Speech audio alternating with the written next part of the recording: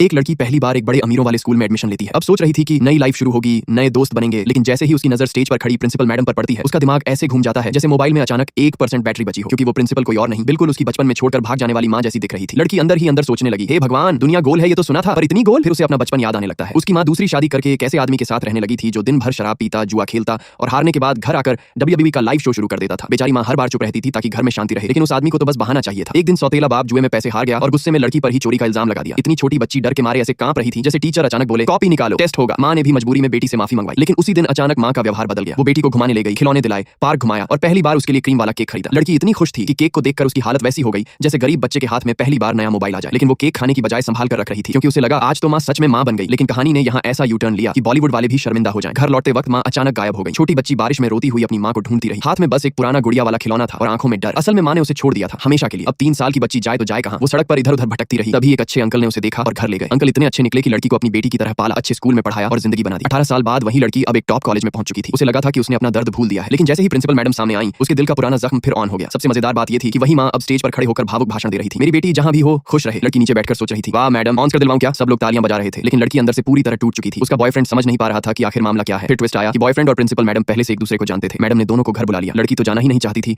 लेकिन बॉयफ्रेंड की इज्जत बचाने के लिए चली गई। घर पहुंचते ही प्रिंसिपल को लड़की से अजीब अपना